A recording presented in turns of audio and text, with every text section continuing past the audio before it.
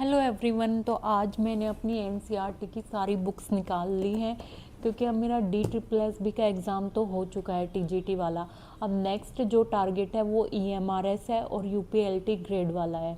तो उसके लिए मेरी जो पढ़ने वाली स्ट्रेटेजी है, आज मैंने सब पूरा सिलेबस दोनों का मैच किया कि दोनों में क्या क्या जो सिलेबस है वो सिमिलर है और क्या अलग है, मुझे क्या पढ़ना है, कितना पढ़ना है और कहाँ से पढ़ना है।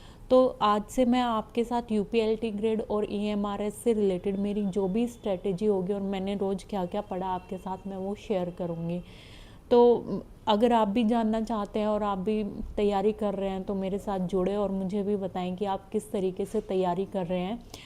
अगर आपको सिलेबस नहीं पता है और क्या क्या चीज़ें सिमिलर हैं, क्या क्या दोनों में सिमिलर नहीं है, तो एक बार मैं आपको फिर से अच्छे से मैं बता देती हूँ। आज मैंने जितना भी सर्च करके लिखा है कि दोनों में क्या क्या चीज़ें सिमिलर है और क्या अलग है, हमें क्या अलग पढ़ने की ज़रूरत है। अगर कोई भी बच्चे दोनों एग्ज़ाम्स की तैयारी कर रहे हैं, EMRS की भी और यूपीएलटी ग्रेड की भी। तो हेलो एवरीवन। अभी मेरा DSSS का टीजीटी वाला एग्ज़ाम ख़त्म हो चुका है।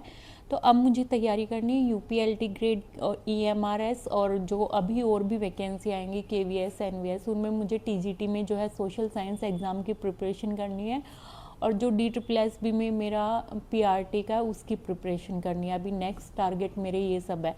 तो मेन जो सोशल साइंस है वो तो अब मेरा सब में है, यूपीएलटी ग्रेड EMRS और DSSS की जो न्यू वैकेंसी आई हैं वो सब भी। तो उनमें मुझे सोशल साइंस की प्रिपरेशन करनी है, और इन सब में क्या कॉमन है और क्या चीज़ें नहीं हैं वो आज सब मैंने नोट डाउन किया है, क्या और कितना पढ़ना है, कौन सी स्ट्रेटेजी फॉलो करनी है, तो उसके लिए।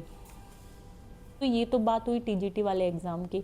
अब बात आती है पीआरटी वाले एग्ज़ाम की। तो पीआरटी के लिए जो, अगर आप भी दोनों एग्ज़ाम की टीजीटी और पीआरटी की तैयारी कर रहे हैं तो उसमें कंफ्यूज होने की ज़रूरत नहीं है, क्योंकि देखो जो हम EMRS में पढ़ रहे हैं, जो हम तैयारी कर रहे हैं, वो फर्स्ट पेपर में लगभग हम सारी चीज़ें कवर कर रहे हैं, सिर्फ मैथ्स को छोड़ के। एक मैथ्स ऐसा है जो इसमें मैथ्स नहीं आ रहा है।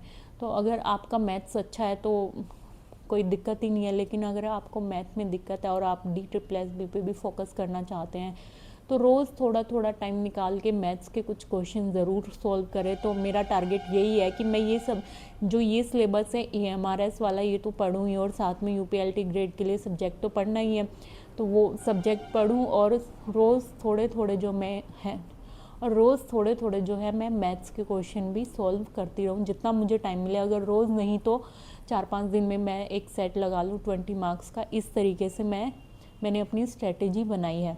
बाकी रही पीआरटी के सेकंड पार्ट की, जिसमें साइकोलॉजी आएगी, तो उसके लिए NIOS की बुक के लिए मुझे जितना टाइम मिलेगा वो मैं रोज़ पढ़ूँगी, और उसके जितने भी जो भी मेन चीज़ें हैं वो मैं सब नोट डाउन करूँगी।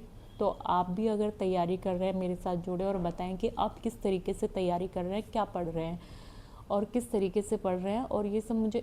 और अगर आप EMRS की पहले से तैयारी कर रहे हैं, क्योंकि EMRS का एग्ज़ाम दिसंबर में ही है और आप पहले से तैयारी कर रहे हैं, तो मुझे कमेंट बॉक्स में बताएं कि आपकी तैयारी कितनी हो गई है और आप कौन सी स्ट्रेटेजी फॉलो कर रहे हैं, ताकि सबको हेल्प मिल सके जो भी ये वीडियो देख रहे हैं, और मुझे भी हेल्प मिल सके।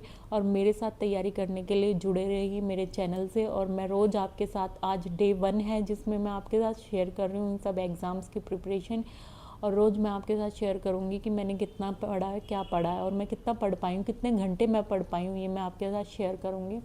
तो मिलते हैं नेक्स्ट वीडियो में। और आप भी अगर तैयारी कर रहे हैं आने वाले DSSS के टीजीटी एग्ज़ाम्स की, EMRS की, NVS KVS की, या फिर यूपीएलटी ग्रेड की, और फिर पीआरटी एग्ज़ाम की, तो आप सभी को ऑल द बेस्ट।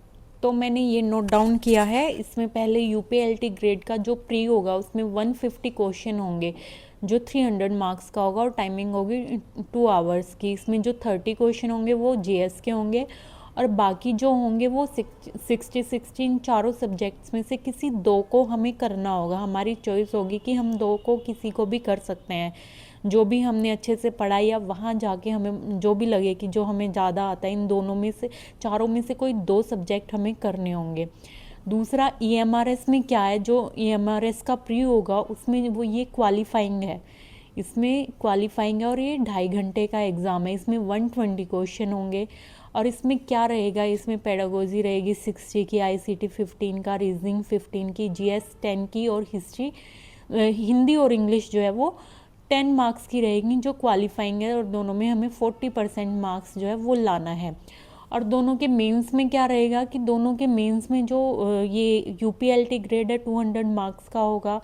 इसमें 20 क्वेश्चंस रहेंगे, 3 घंटे का ये पेपर होगा, और इसमें जो है 10 क्वेश्चन 80 मार्क्स के और 10 क्वेश्चन 120 मार्क्स के होंगे। इसमें एक एक क्वेश्चन 8 नंबर का और इसमें 12 नंबर का एक एक क्वेश्चन। इस तरीके से ये शॉर्ट वाले होंगे और ये लॉन्ग वाले होंगे, और इसमें नेगेटिव मार्किंग भी है। और इसके लिए क्वालिफाइंग भी मार्क्स भी है, जो जर्नल के लिए 40 होंगे, जो रिजर्व्ड कैटेगरी है उनके लिए 35 होंगे।